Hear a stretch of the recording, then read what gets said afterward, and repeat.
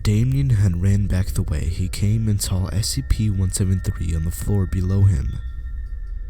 He had kept his eyes open, but soon blinked. However, the statue didn't move an inch closer. "Ulgrin, look behind you!" the scientist had shouted. He then looked over to see an agent and the scientist from below backing away slowly. "Oh crap, keep your eyes on him, Franklin." The lights had flickered and SCP-173 moved closer to them. They started to back up even closer to a door behind them. The lights had flickered again and they all disappeared. Damien ran down the stairs and looked around. Tables were overturned and chairs were thrown on the ground. He then looked on the ground and saw a weird patch of black ooze. He didn't know what it was, but he certainly knew not to touch it. Damien walked through the door that Ulgrin and Franklin had walked through, blinking before going through. That was a habit he had to get used to with that statue on the loose. He was brought back from his daydreaming as he heard something oozing. He looked above where he was standing and saw another patch of black sludge. He dived out of the way when he saw a body come flying out of it. "What the hell?"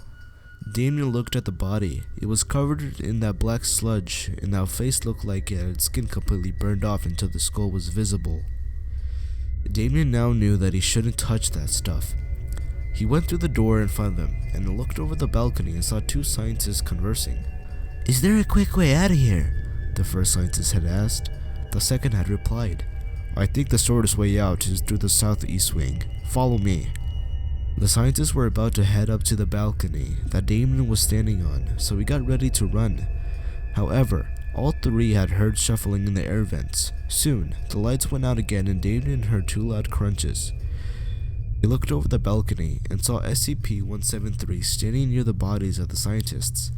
He knew he would be fine as long as the door to his level didn't open.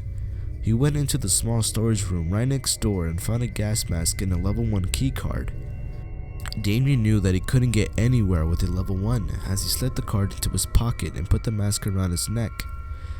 He looked on the shelves for a higher level on when he saw a piece of paper. He looked at it and saw that it was SCP-173's description.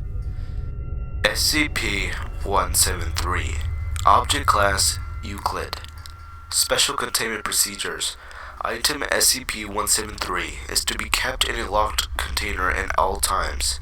When personnel must enter SCP-173's container, no fewer than 3 may enter at any time, and the door is to be relocked behind them. At all times, 2 persons must maintain direct eye contact with the SCP-173 until all personnel have vacated and relocked the container.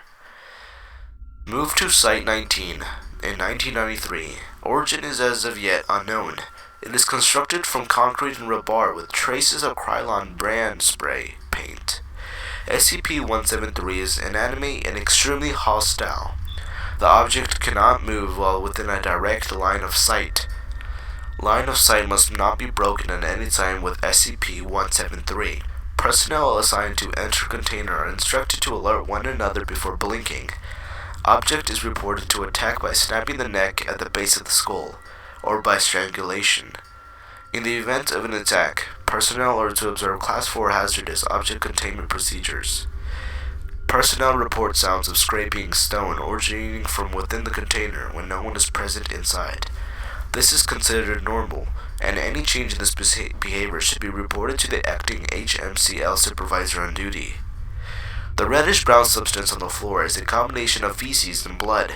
Origin of these materials is unknown. The enclosure must be cleaned on a bi-weekly basis. He already knew what to do with the statue, so he didn't bother picking it up.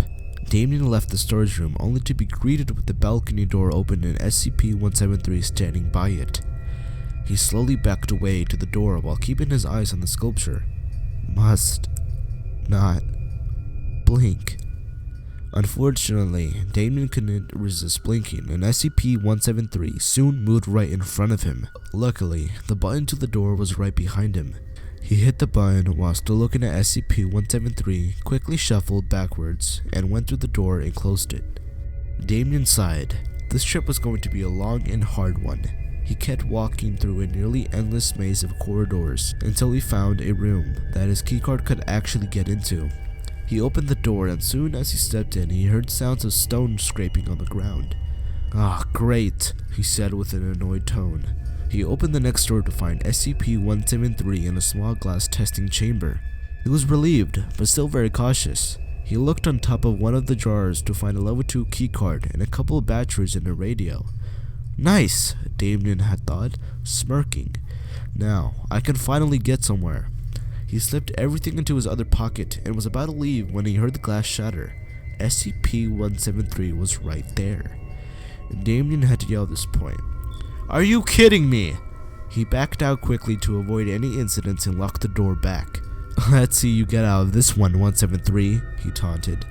As Damien walked around, he found a room with another SCP in there. He looked at the poster for it. SCP-914. Object Class Safe. Seems useful, he had thought. He had pulled out his level 2 and opened up the door. Inside was a giant machine filled with gears, springs, cogs, and other clockwork. He went over to one of the shelves and found an SNAV map and SCP-914's document. SCP-914. Object Class Safe. Special Containment Procedures. Only personnel who submit a formal request and receive approval from Site Command may operate at 914. SCP-914 is to be kept in Research Cell 109B with 2 guard personnel on duty at all times. Any researchers entering 109B are to be accompanied by at least 1 guard for the entirety of testing. A full list of tests to be carried out must be given to all guard personnel on duty. Any deviation from this list will result in termination of testing, forcible removal of personnel from 109B, and formal discipline at Site Command's discretion. Warning: at this time, no testing of biological matter is allowed. Refer to document 109B-117. Applying the rough setting to explosive materials is not advised. Description: SCP-914 is a large clockwork device weighing several tons and covering an area of 18 square meters, consisting of screw drives, belts, pulleys, gears, springs, and other clockwork. It is incredibly complex, consisting of over 8 million moving parts comprised mostly of tin and copper, with some wooden and cloth items observed. Observation and probing have shown no electronic assemblies or any form of power other than the main spring under the selection panel. 2 large booths, 10 feet, 7 feet by 7 feet, are connected via copper tubes to the main body of SCP-914, labeled Intake and Output. Between them is a copper panel with a large knob with a small arrow attached. The words Rough Course 101 Fine and Very Fine are positioned at points around the knob.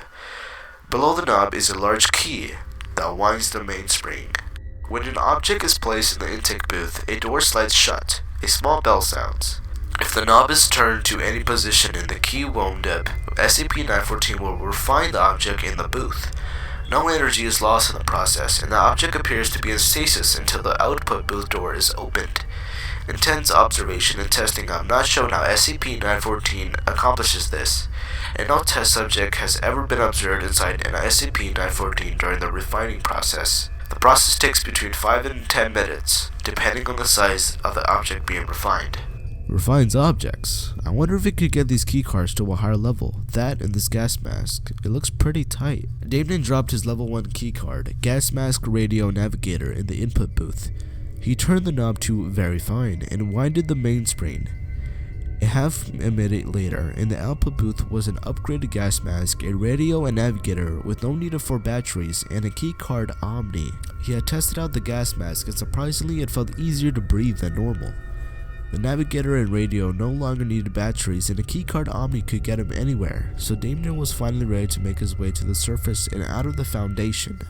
He knew that it would be no easy task as he still had a long way to go, but at least now he would have a much safer time. He got ready to make his way out of the room when he heard gurgling behind him. He turned around and what he saw could not be explained in any way.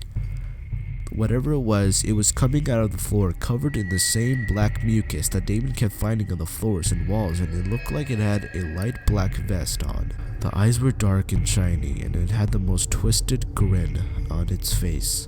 Damien knew to hightail as that he had seen what that sludge to the scientist. He ran through all the doors, ignoring them whether they had something useful in them or not.